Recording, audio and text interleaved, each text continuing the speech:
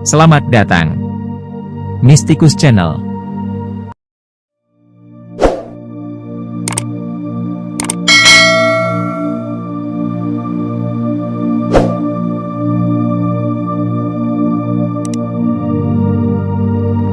Siapa yang tak kenal namanya?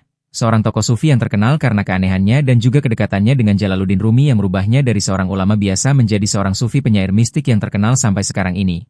Namun kisahnya sendiri tak banyak yang mengetahui. Mystikus Channel mencoba menghadirkan kisah perjalanan hidup Maulana Syamsuddin At-Tabrizi atau yang lebih dikenal dengan sebutan Syams Tabriz yang dikisahkan dari berbagai sumber. Syams Tabriz atau Syamsuddin Muhammad, 1185–1248, adalah seorang penyair sufi Persia bermazhab Syafi'i yang dianggap sebagai guru spiritual Jalaluddin Rumi dan disebut dengan penuh penghormatan dalam karya-karya sajak Rumi, khususnya Diwani Syamsi Tabrizi, kumpulan karya Syamsi Tabrizi. Riwayat tradisional menyatakan bahwa Syams mengajar Rumi dalam pengasingan di Konya selama 40 hari, sebelum melarikan diri ke Damaskus. Makam Syamsi Tabrizi dinominasikan sebagai situs warisan dunia UNESCO. Perjalanan hidup. Menurut Sipasalar, seorang pengikut dan teman dekat Rumi yang menghabiskan waktu 40 hari bersamanya, Syams adalah putra dari Imam Alauddin. Dalam sebuah karya berjudul Manaqib al-Arifn, Eologi Kaum Gnostik, Syams al-Din Ahmad Aflaki menyebutkan nama Ali sebagai ayah dari Syamsi Tabrizi dan kakeknya sebagai Malikdad. Aflaki mendasarkan perhitungannya pada kitab makolat karya Haji Bektash Veli, dan berpendapat bahwa Syams Tabrizi tiba di Konya pada usia 60 tahun. Namun, berbagai ahli mempertanyakan keandalan Aflaki. Syams memulai pembelajarannya di Tabriz. Ia merupakan murid dari Baba Kamal al-Din Jumdi. Sebelum bertemu Rumi, Syams hidup secara berpindah-pindah dan bekerja menenun keranjang dan menjual ikat pinggang untuk mencari nafkah. Terlepas dari pekerjaannya sebagai penenun, Syams menerima julukan penyulam atau Zardus dalam berbagai catatan biografi termasuk yang ditulis oleh sejarawan Persia, Daulat Shah Samarkandi. Akan tetapi, hal ini tidak disebutkan oleh Haji Bektash Veli dalam kitab makolat, melainkan mencatat bahwa julukan tersebut adalah julukan yang diberikan kepada Imam Ismaili, Syamsuddin Muhammad, yang bekerja sebagai penyulam ketika hidup secara tanpa nama di Tabriz. Pemindahan julukan tersebut kepada biografi mentor Rumi menunjukkan bahwa biografi imam ini pasti diketahui oleh para penulis biografi Syamsi Tabrizi. Namun, secara spesifik bagaimana pemindahan ini terjadi, belum diketahui. Pertemuan dengan Rumi. Dalam kitab makolat, pada tanggal 15 November 1244 Syams Tabrizi tiba di Konya dan menginap di penginapan terkenal tempat para pedagang gula Konya. Ia memperkenalkan diri sebagai pedagang keliling. Ia kemudian bertemu Rumi, yang saat itu menunggang seekor kuda berwarna hitam. Pada versi lain disebutkan bahwa Syams Tabriz bertemu Rumi yang sedang membaca di samping setumpuk buku. Syams bertanya kepadanya, "Apa yang sedang kamu lakukan?" Rumi dengan nada mengejek menjawab, "Sesuatu yang tidak bisa kau pahami." Ini adalah pengetahuan yang tidak dapat dipahami oleh orang yang tidak terpelajar. Mendengar hal ini, Syams melemparkan tumpukan buku-buku tersebut ke dalam genangan air di dekatnya. Rumi tergesa-gesa menyelamatkan buku-buku itu dan terkejut saat menemukan semua buku itu sudah kering. Rumi kemudian bertanya kepada Syams, "Apa ini?" Syams menjawab, "Maulana, inilah yang tidak bisa kau pahami." Ini adalah pengetahuan yang tidak dapat dipahami oleh orang yang terpelajar. Setelah beberapa tahun bersama Rumi di Konya, Syams pergi dan menetap di Hai. Seiring berlalunya waktu, Rumi terus menulis sajak dan mengatribusikannya kepada Syams sebagai tanda cinta kepada teman dan gurunya yang telah pergi. Dalam puisi Rumi, Syams menjadi pemandu cinta Allah, Sang Pencipta, bagi umat manusia. Syams adalah matahari. Syams berarti matahari dalam bahasa Arab, yang menyinari sebagai pemandu jalan yang benar untuk mengusir kegelapan di hati, pikiran, dan tubuh Rumi di bumi. Makolati Syamsi Tabrizi, Wacana Syamsi Tabrizi, adalah sebuah buku prosa Persia yang ditulis oleh Syams. Makolat tampaknya ditulis pada tahun-tahun terakhir Syams, karena ia menyebut dirinya sebagai orang tua. Secara keseluruhan, buku ini mengandung interpretasi mistik Islam dan berisi nasihat-nasihat spiritual. Beberapa kutipan dari makolat memberikan wawasan kedalaman pemikiran Syams. Berkah adalah kelebihan, bisa dikatakan, kelebihan dari segala sesuatu. Jangan puas dengan menjadi seorang faqih, ahli agama, katakanlah saya ingin lebih-lebih dari menjadi seorang sufi, mistikus, lebih dari menjadi seorang mistikus, lebih dari setiap hal yang ada di hadapan Anda. Orang yang baik tidak pernah mengeluh tentang siapapun, ia tidak mencari-cari kesalahan. Kegembiraan itu seperti air jernih yang murni. Kemanapun ia mengalir, bunga-bunga indah akan tumbuh. Kesedihan itu seperti banjir hitam. Kemanapun ia mengalir, ia akan membuat bunga-bunga layu. Dan bahasa Persia, bagaimana hal itu bisa terjadi? Dengan begitu banyak keanggunan dan kebaikan sehingga makna dan keanggunan yang ditemukan dalam bahasa Persia tidak ditemukan dalam bahasa Arab. Makna kitab Allah bukanlah teksnya, melainkan manusianya yang memberi petunjuk. Dia adalah kitab Allah, dia adalah ayat-ayatnya, dia adalah kitab suci. Syamsuddin Tabrizi atau masyarakat biasa memanggilnya Syams Tabriz, matahari dari Tabriz, dilahirkan di kota Tabriz di Persia pada tahun 1148 Masehi. Konon ada yang bilang, dia seorang wali terbesar pada zamannya, karena Farid Zamanihi fial wilayah wa kasyaf al-qalb. Akan tetapi ia merasa tak pernah puas atas pengetahuannya sendiri. Sejak masa kanak-kanak, ia sudah memperlihatkan bakat dan kejeniusan yang luar biasa. Jangankan bermain, ia justru malah menghadiri majelis pengajian dan belajar tentang syekh-syekh sufi di masa lalu. Di usia yang masih sangat muda, ia merasakan kerinduan dan mencari-cari sang kekasih dalam dirinya. Karena tidak ada seorang anak sebaya pun yang bisa memahaminya, ia sering menghabiskan waktunya sendirian. Karena itulah, Syams selalu kelihatan murung dan sedih. Banyak yang mengira bahwa kemurungan dan kesedihannya lantaran keinginannya tidak tercapai, sebagaimana lazimnya terjadi pada diri anak muda. Hingga pada suatu ketika ada yang bertanya kepadanya mengenai perihal kesedihannya, "Mengapa engkau murung dan sedih? Apakah engkau menginginkan baju-baju terbuat dari perak dan emas?" Kemudian Syams menjawab, "Tidak. Aku menginginkan seseorang yang bisa menanggalkan ataupun melepaskan apa yang sudah kukenakan ini." Maksud dari ucapannya adalah bahwa ia menginginkan agar baju egoisme, keakuan, sifat mementingkan diri sendiri, sifat merasa paling benar ini dihilangkan dari jiwanya. Seseorang yang mendengar jawaban demikian dari Syams tidak sanggup memahami makna-makna terdalam di balik kata-katanya dan sudah pasti banyak yang menganggapnya sebagai orang yang tidak waras. Banyak di antara mereka yang tidak mampu mengenal sifat-sifat egoisme mereka, bahkan ada yang mengatakan bahwa itu semua adalah manusiawi, mana mungkin bisa ditanggalkan. Namun pada kenyataannya perkataan mereka hanyalah suatu alasan untuk pembelaan diri dari segala perbuatan-perbuatan mereka sendiri. Dalam usianya yang belasan tahun, Syams melewati periode susah tidur dan kehilangan nafsu makan selama lebih dari sebulan. Ketika ditanya mengapa ia tidak makan dan tidak tidur, ia menjawab, "Mengapa aku harus makan dan tidur, jika Allah yang menciptakan diriku ini, tidak berbicara untuk memerintahkan aku secara langsung? Apa perlunya aku makan dan tidur? Jika Dia, Allah, sudah mau berbicara kepadaku secara langsung dan aku mengetahui mengapa aku diciptakan, dari mana asalku, dan kemana aku kembali, barulah aku mau makan dan tidur." Pada masa itu kegilaan yang dialami Syams, oleh para sufi sering disebut masa kecintaan sejati. Perasaan seperti itu sering muncul ketika kerinduannya kepada Tuhan menjadikannya tidak peduli pada berbagai kebutuhan fisik. Ketika Syams beranjak dewasa, ia pernah belajar kepada seorang guru sufi, Abu Bakar Silahbaf, dan ia mulai dididik dalam menempuh berbagai tahap jalan spiritual. Namun tak lama kemudian sang guru pun menyadari bahwa Syams telah mencapai kedudukan yang sangat tinggi sehingga tidak perlu lagi ia menjadi murid. Atas saran dan anjuran gurunya, Syams mulai mencari murid sendiri, yang bisa melanjutkan dan menghidupkan segenap harapan dan cita-citanya. Lalu mulailah Syams mengembara dari satu kota ke kota lainnya dan dari satu negeri ke negeri yang lainnya.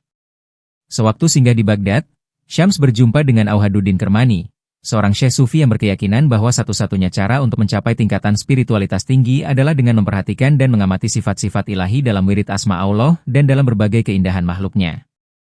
Lalu kemudian terjadi diskusi antara keduanya, singkat kata ada pernyataan Syams yang sangat mempengaruhi syekh tersebut. Sehingga ia meminta agar Syams mau menerimanya sebagai murid. "Syams, engkau tidak akan sanggup dan tidak akan kuat bersamaku." "Syekh Sufi, kekuatan itu ada dalam diriku, tolong terimalah aku menjadi muridmu." "Syams, jika engkau memaksa juga, baiklah, kalau begitu bawakan aku sekendi anggur atau arak yang paling memabukkan di daerah ini, dan sebagai awal perjumpaan kita marilah kita mabuk bersama sambil menikmati cahaya bulan di atas pasar Baghdad ini." Karena merasa takut pada pandangan masyarakat dan malu jika dilihat oleh murid-muridnya, lantaran minuman memabukkan itu haram dan dilarang dalam agama Islam, Syekh pun menjawab, "Syekh Sufi, aku tidak bisa melakukan ini." "Syams, bagaimana bisa engkau menjadi muridku, sedangkan perintahku saja engkau tidak mau melaksanakannya? Bagaimana jika perintah itu datang dari Allah? Itulah sebabnya ku bilang engkau tidak akan sanggup dan tidak kuat bersamaku. Bagiku engkau adalah penakut. Engkau tidak sanggup bergaul dengan para kekasih Allah dan para wali Allah. Dan aku hanya mencari seseorang yang tahu bagaimana mencapai dan menggapai kebenaran yang sesungguhnya. Setelah itu Syams melanjutkan perjalanannya lagi. Dengan pakaiannya yang lusuh bagaikan seorang gelandangan, ia sengaja datang ke Konya, ibu kota Anatolia, mencari seseorang yang selalu hadir dalam mimpi-mimpinya. Di tempat ini ia sering duduk di warung-warung dan kafe-kafe, sambil bercerita hal-hal aneh. Ketika tiba di Konya, ia menyewa kamar murah pada seorang pedagang gula di daerah itu. Di dalamnya hanya ada selembar tikar yang sudah lapuk dan sebuah kendi, tempat minum, yang sudah retak. Akan tetapi setiap keluar kamar, ia selalu meletakkan beberapa koin uang di depan kamarnya dan membawa kunci yang diikat pada sapu tangan, lalu diletakkan di belakang punggungnya, untuk menunjukkan bahwa ia seorang pedagang besar. Pikiran-pikirannya sering membuat orang marah, karena tidak sama dengan pikiran umum. Kata-katanya lebih sering menggunakan bahasa metaforis yang tidak mudah dipahami orang pada umumnya, kecuali mereka yang terpelajar dan telah belajar sastra. Ia seperti Attar, Fariduddin Attar, penulis buku, Mantik Al-Thoir, Percakapan Burung, yang sangat terkenal itu. Syams bertemu dengan Rumi ketika Rumi berusia 37 tahun. Mereka bertemu pada bulan November 1244. Saat itu Rumi di tengah perjalanannya menuju madrasah tempat Rumi mengajar, dengan mengendarai kuda bersama dengan murid-muridnya. Tanpa diduga, tiba-tiba Syams muncul dan langsung melemparkan sebuah pertanyaan yang sangat mengejutkan Rumi. Syams bertanya, siapakah yang paling hebat, Bayazid Al-Bistami atau Rasulullah Shallallahu Alaihi Wasallam? Pertanyaan Syams tersebut langsung menyentuh hati Rumi. Rumi pun tidak kuasa menjawab pertanyaan tersebut, hingga membuat Rumi terjatuh dan tidak sadarkan diri. Ketika sadar, Rumi sudah berada di sisi Syams. Saat itulah mereka mulai merasa dekat dan memutuskan untuk berholwat, mengasingkan diri dari keramaian di sebuah kamar selama berbulan-bulan. Rumi merasa bahwa dirinya tidak berarti apa-apa dibandingkan dengan Syams, meskipun sebenarnya ilmu yang dimiliki Rumi sudah mencapai tingkat tinggi.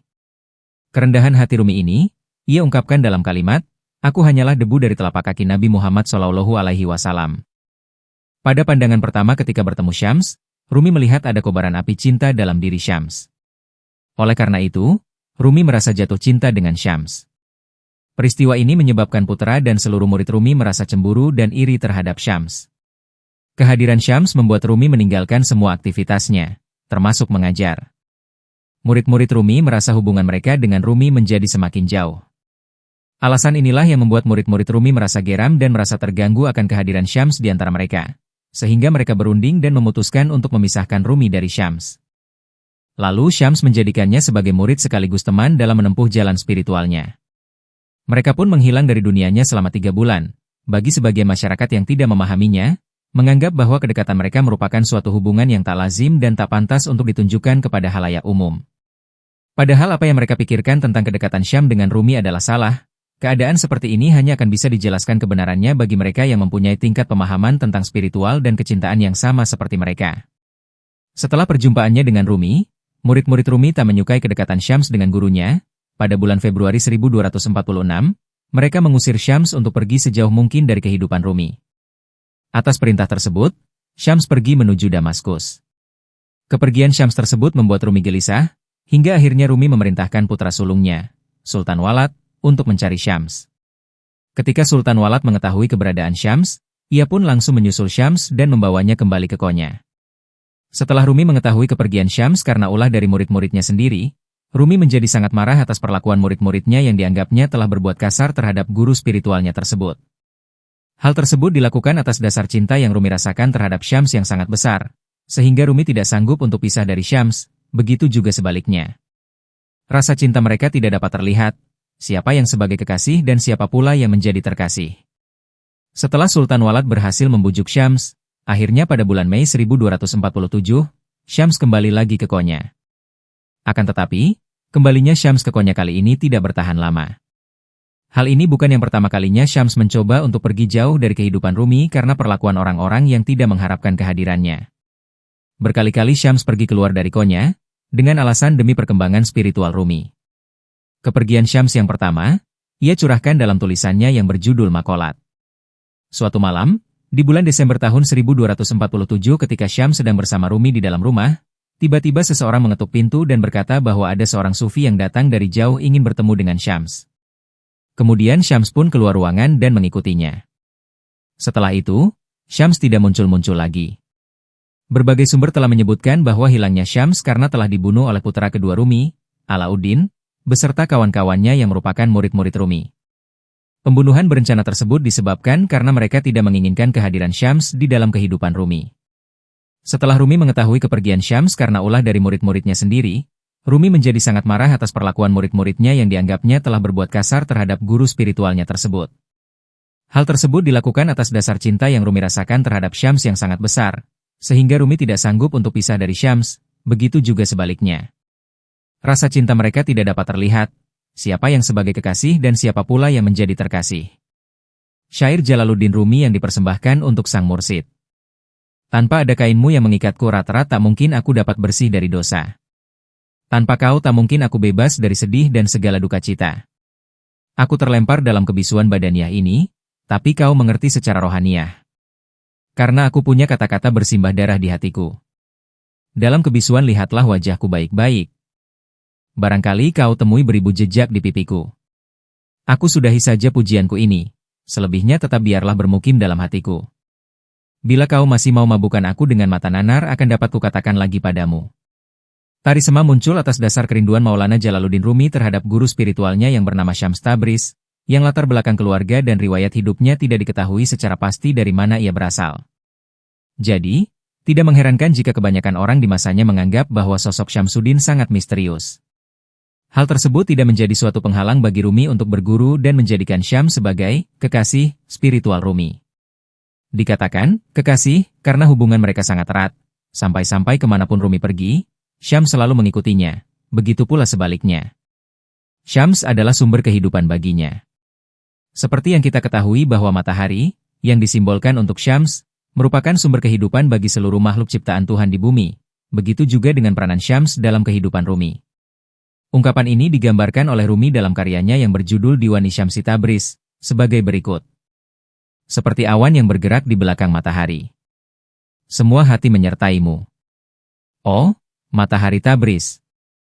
Syams mengembara dari satu negeri ke negeri lainnya, mencari seseorang yang ia harapkan selama hidupnya. Berbulan-bulan, bahkan bertahun-tahun lamanya Syams berkelana seorang diri mencari seseorang yang tahu tentang cara untuk mencapai kebenaran ilahi. Rumi kemudian memberikan gelar Kalandar, yang artinya Sufi Pengembara, pada Syams. Setelah sekian lama Rumi menunggu kepulangan Syams. Namun, Syams tidak kunjung datang menemui Rumi. Rumi pun mencari-cari Syams di mana-mana, tetapi usahanya tersebut tidak membuahkan hasil. Kesedihan Rumi atas hilangnya Syams direfleksikan Rumi dalam bentuk tarian berputar sambil melontarkan bait-bait puisi mistis cinta.